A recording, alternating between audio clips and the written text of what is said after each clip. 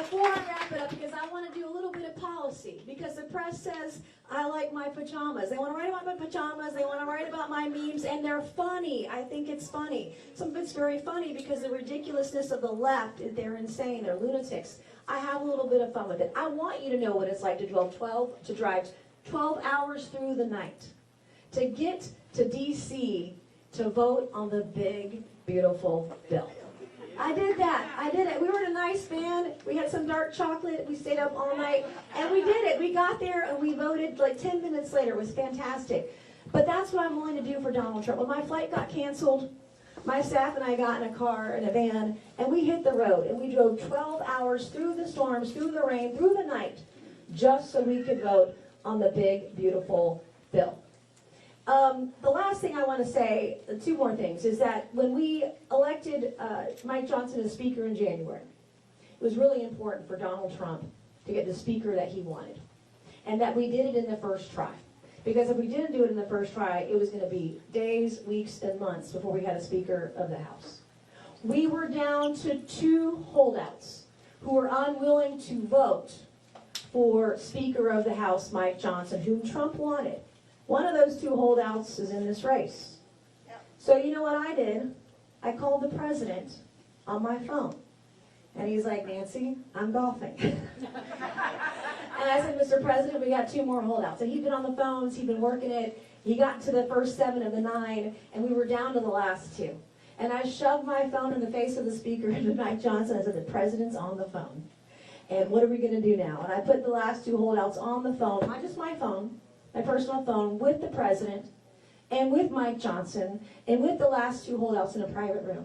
And what I witnessed the president do, the deal that he negotiated, the way that he brought everybody together in the room who had opposing views, opposing issues, because in the Republican Party, we believe in freedom. Yes. We believe in independence and independent thinking. We don't always agree. And that's okay, but when there's one guy in the room that can bring all of us together, I witnessed it, and that man was Donald J. Trump. So I was there for him when we got the Speaker elected too. But 6 years ago, people say, well, don't you have any hobbies? Like, what do you do? I said, I just work. I am addicted to this job. I love what I'm doing in the House and Congress.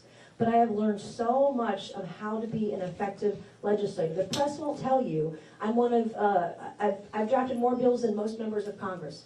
I'm ranked like 1.59% or something. I'm in the top 10 or 12. I'm very methodical about the policies, and I want to bring that same energy to the state of South Carolina. The reason I am so passionate is because God has given me so many second chances in life. I didn't come up clean. I'm a high school dropout. I dropped out of high school at the age of 17. I took a job at the Waffle House on College Park Road in Ladson when I was 17. Who's been to Waffle House? Who's my Waffle? Okay, where are my after midnight Waffle House people? And I still have Hotel California on my playlist on Spotify. Don't judge. I listen to it every time I hit the road because I feel like I've been to a Waffle House. But that's where I got started. I stood on a piece of duct tape a foot wide, and I would yell to the cooks in the back of the kitchen at the Waffle House how my customers wanted their hash browns. Smothered, covered, chunked. You can get them peppered now. They have fancy jalapenos. Don't get them, they're really hot. But it's still the best cup of coffee you can get for $2 in America. And it sure as heck ain't Starbucks. So I don't want that woke coffee at all. But that taught me a lesson about being humble. It taught me about the value of hard work. And it said maybe I wanted to finish high school. Maybe I had made a really bad mistake. And my parents said, if you're going to stop going to school, you got to start going to work. And that's what I did. And finally, I would eventually get the equivalent of a high school diploma. I would go to the Citadel, where I become the first female graduate of the Citadel. 26 years ago this summer, I'm feeling old. I'm getting close to 50, and I got a kid who just graduated high school and going to school. But the Citadel taught me about courage. And it taught me about having a backbone. And it taught me that sometimes we just don't care. We're going to do the hard work because we're going to do what's right every single time. And that is a tough lesson to learn as a kid. And I got out of college and I made my way, about 6 years ago in 2019, May of 2019, I was going through a divorce. Not my first one, my second one. I know there's some of you in the room when we share that. I know I'm not the only one.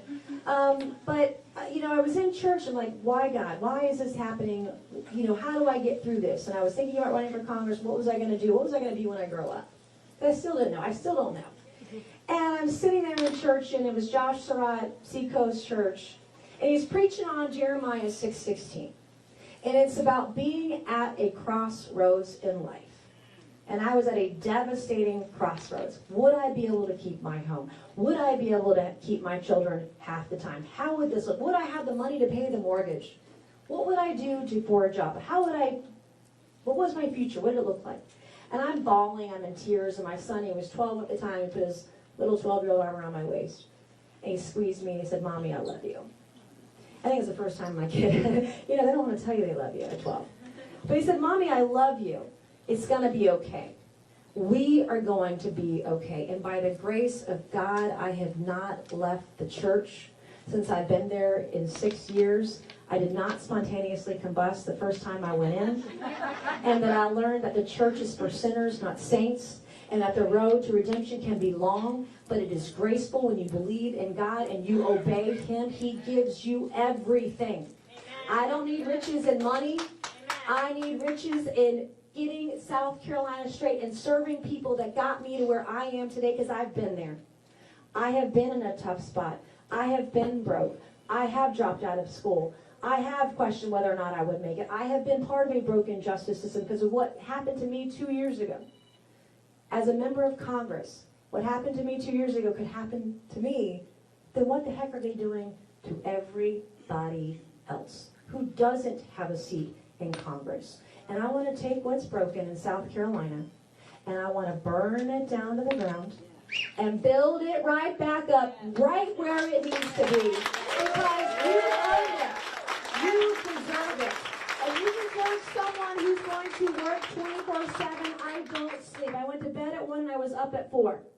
Okay, I am Trump in high heels. I love what I'm doing. I mean, he doesn't sleep. I don't do the McDonald's fried fish. I can't. He's way healthier than I am. But I'm following his lead because he set a good example. And no one will work harder for South Carolina than I will.